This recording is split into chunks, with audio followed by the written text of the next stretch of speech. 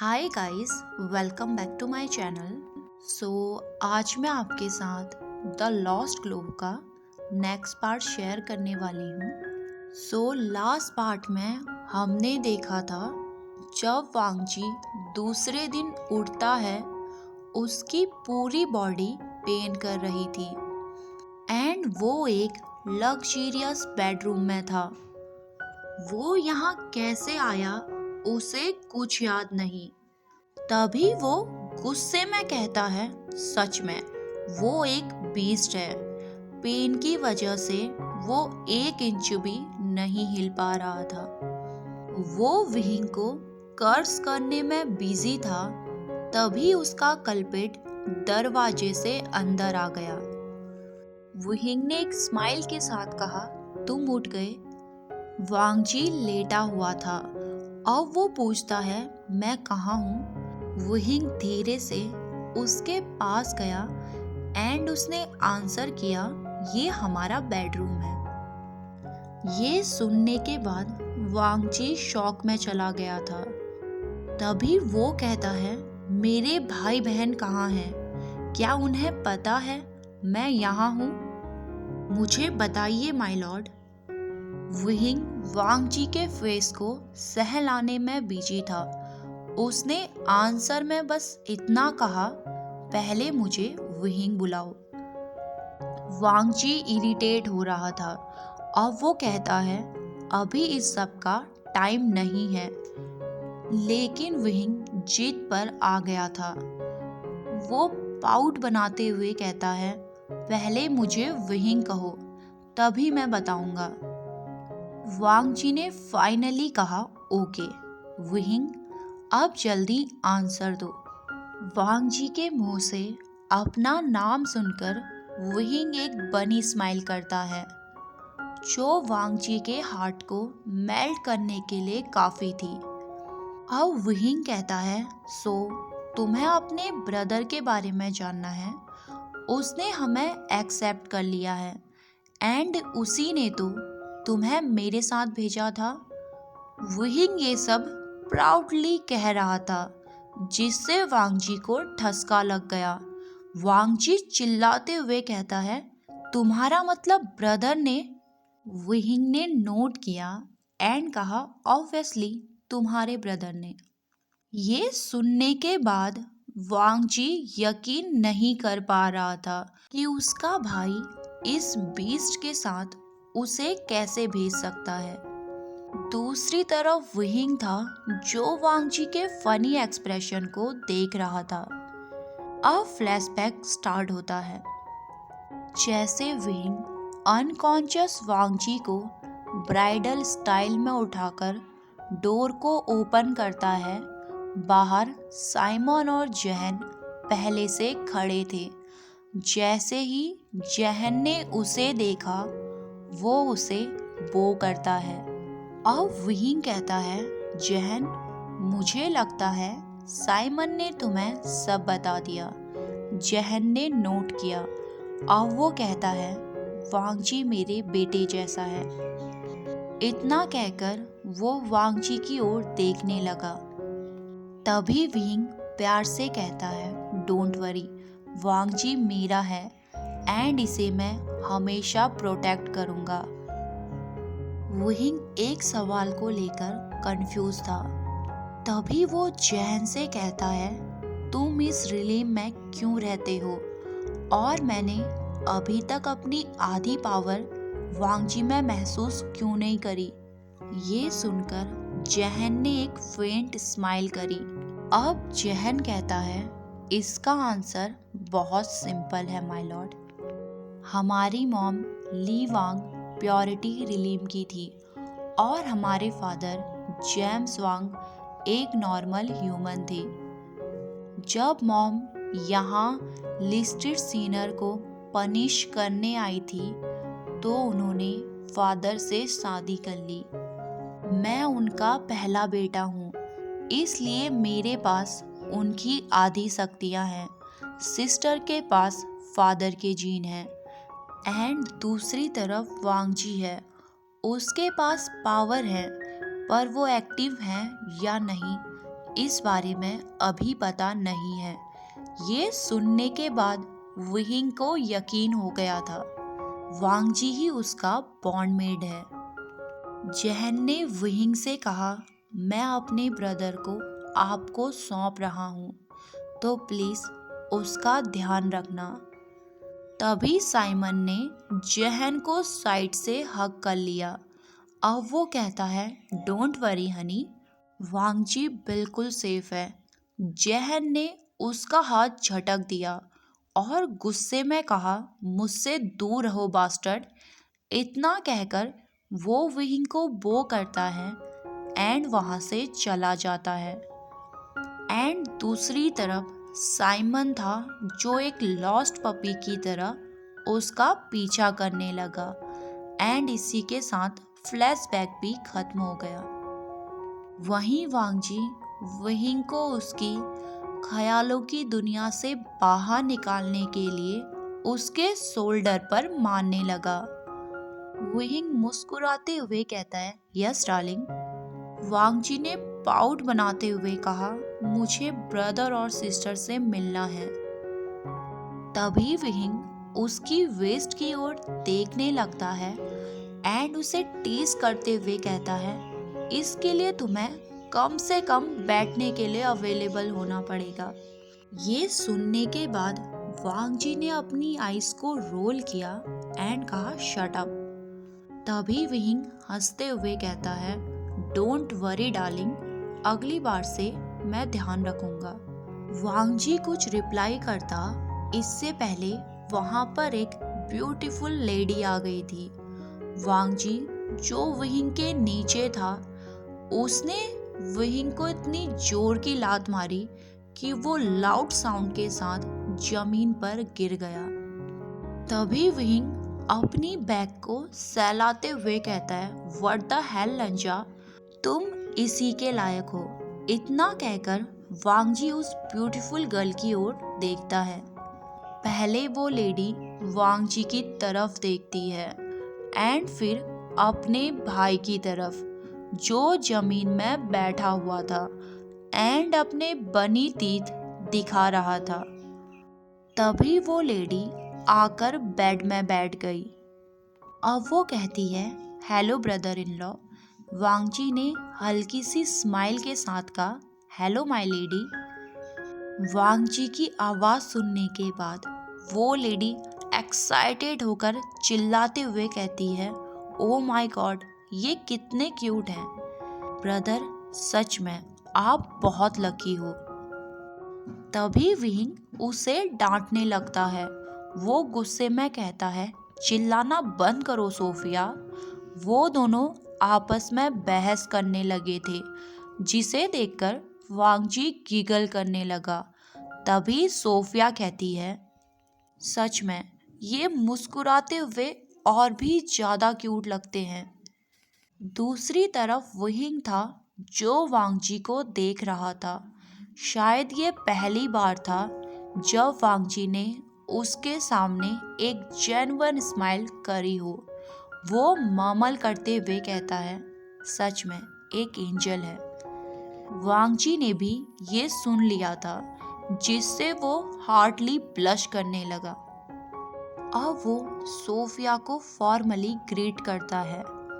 वांग जी का फॉर्मल होकर उससे बात करना सोफिया को बिल्कुल पसंद नहीं आया था, लेकिन फिर भी उसने स्माइल करी और कहा, मेरा नाम सोफिया है। मैं विस्काउंट वी वुशान की एक लौती बहन हूँ एंड आपसे मिलकर अच्छा लगा माय लॉर्ड। ये सुनकर वांग जी ने स्माइल करी और कहा, तुम मुझे वांग जी कह सकती हो। तभी विहिंग उठता है एंड वांग जी की चिन को पकड़कर उसके फेस को अपनी ओर टर्न कर लेता है। अब वो पाउट बनाते हुए कहता है, तुम कभी इतनी जेंटली मुझसे तो बात नहीं करते। वांग जी ने अपनी आईज रोल करते हुए आंसर दिया, क्या कभी हमने नॉर्मल बात करी भी है? ये सुनने के बाद विहिंग स्पीचलेस हो गया था। अब वो टॉपिक बदलते हुए कहता है, सोफिया, क्या तुम मेड से कह सकती हो कि वांगजी के लिए हेल्दी फूड बनाए, उसे एनर्जी की जरूरत है। सोफिया ने नोट किया एंड जाने से पहले वो अपने भाई को एक क्वेश्चन लुक के साथ देख रही थी। उसके जाने के बाद वुहिंग फिर से वांगजी की ओर मुड़ता है और उससे प्यार से कहता है, डार्लिंग, क्या तुम्हें कुछ चाहिए? वांगजी ने एक ही वर्ड बोला, शांति। इतना कहकर वो वुहिंग की ओर अपनी बैक करके लेट गया। तब जाकर वुहिंग को उसके शब्दों का मतलब समझ में आया था। तभी वो कहता है, ओके, तुम्हें जितनी शांति चाहिए मिलेगी। कुछ टाइम बाद खाना रूम में आ जाएगा एंड मैं तुम्हारे लिए बात प्रिपेयर कर देता हूँ। वांगजी वुहिंग को अवॉइड करने के लिए लेटा हुआ था, पर बनी के हर एक वर्ड को उसने गौर से सुना था। वहीं दूसरी ओर एक गॉर्जियस लेडी एक लंबे कॉरिडोर में टहल रही थी। वो गुनगुनाते हुए एक बड़े फोटो फ्रेम के सामने आकर रुक गई। उस फ्रेम में एक हैंडसम मैन की पेंटिंग थी। अब वो अपने हाथों को उस फोटो फ्रेम में घुमाती है एंड फिर उसे किस करती है। उसने फोटो फ्रेम को उठाया और उसे हग कर लिया। अब वो कहती है, वुहिंग, हमें बस थोड़ा इंतज़ार करना होगा, फिर हम हमेशा साथ रहेंगे। जैसा हमने डिसाइड किया था, मैं तुम्हारी एम्प्रेस बनूंगी। वहीं दूसरी ओर शान विला में वुहिंग ने वांगजी के लिए बाथ प्रिपेयर कर दिया था। उसने वांगजी को बाथ लेने में मदद करी एंड एक छोटे बेबी की तरह उसे टॉवल में लपेटकर रूम में ले आया। उसने वांगजी को बेड में लेटा दिया एंड उसे कपड़े पहनाने लगा। वांगजी शॉक हो गया था क्योंकि वुहिंग की अलमीरा उसके कपड़ों से भरी हुई थी। तभी वो एक्साइटेड होकर कहता है, तुम मेरे कपड़े कब लाए? वुहिंग उसकी तरफ बिना देखे आंसर करता है, जब मैंने तुम्हें यहाँ लाने का फैसला किया था। कुछ देर के साइलेंस के बाद वांगजी उससे कहता है, क्या मैं तुमसे कुछ पूछ सकता हूँ? वुहिंग ने स्माइल करी और कहा, एनीथिंग डार्लिंग। तभी वांगजी ने कहा, तुमने कब सोचा था कि तुम मुझे यहाँ लाओगे?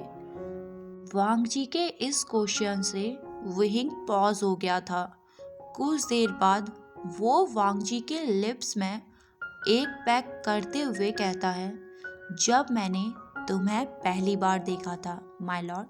अब कुछ देर बाद सोफिया उन्हें डिनर के लिए बुलाती है। विला को देखने के बाद वांगजी वुहिंग के टेस्ट से इम्प्रेस हो गया था।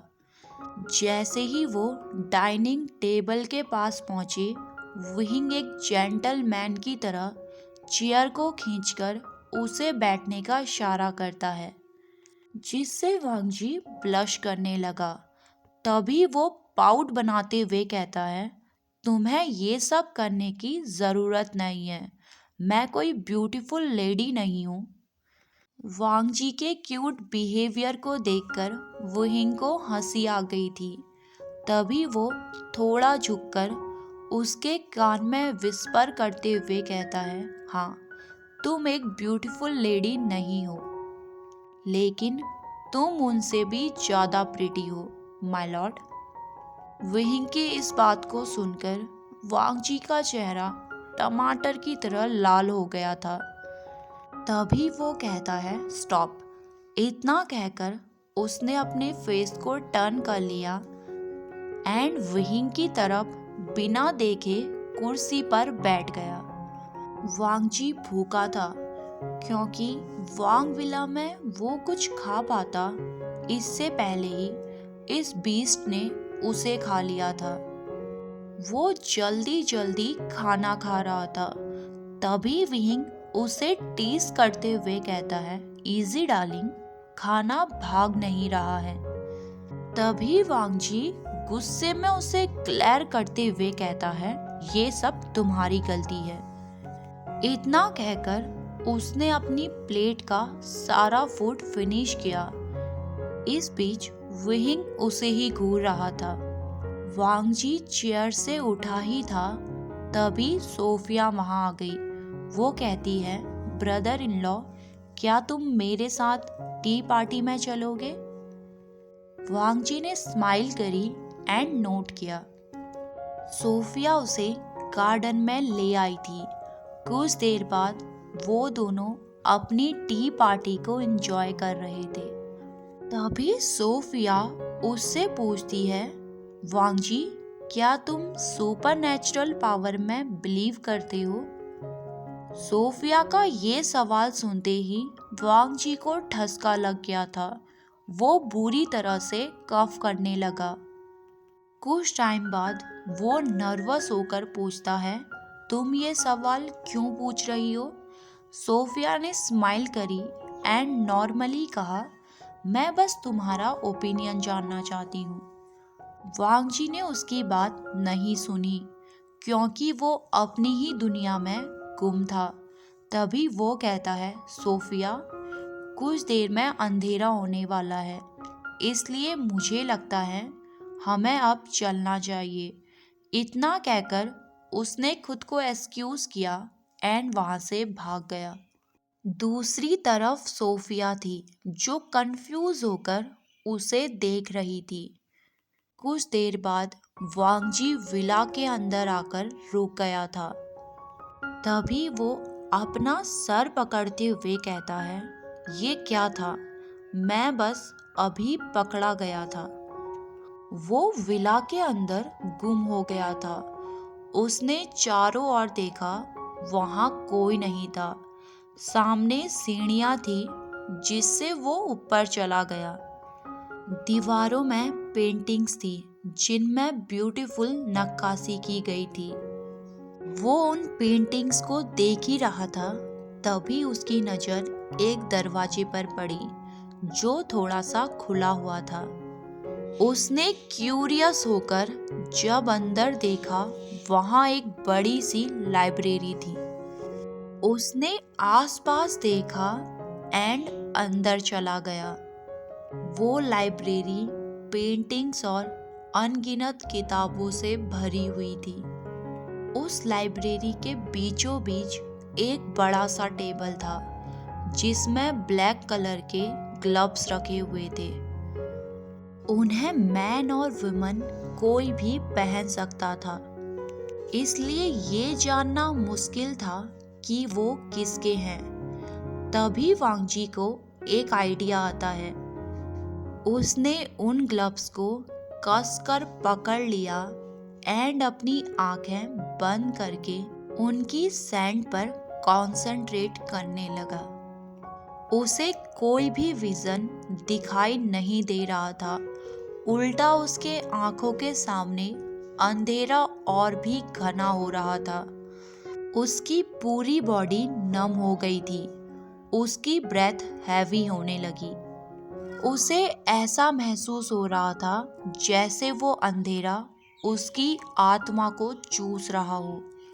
वो मदद के लिए चिल्लाना चाहता था, पर उसके मुंह से एक भी वर्ड नहीं निकल रहा था। अचानक से उसे कुछ ख्याल आया। उसने अपनी बची हुई सारी एनर्जी को इकट्ठा किया और ग्लव्स को अपने हाथों से झटक दिया।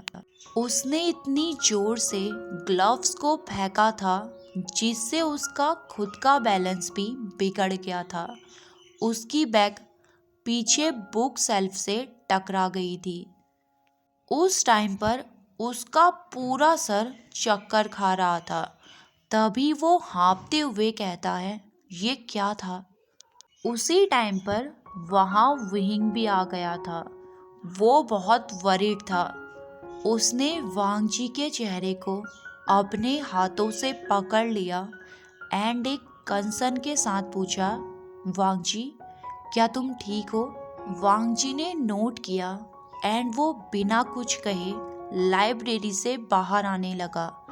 तभी उसकी नज़र एक पेंटिंग पर पड़ी जिसे दरवाजे के पास टांगा गया था। वो कुछ देर तक उस पेंटिंग को देखता रहा। वो पेंटिंग एक लेडी की थी जिसने ब्लड कलर का गाउन पहना था।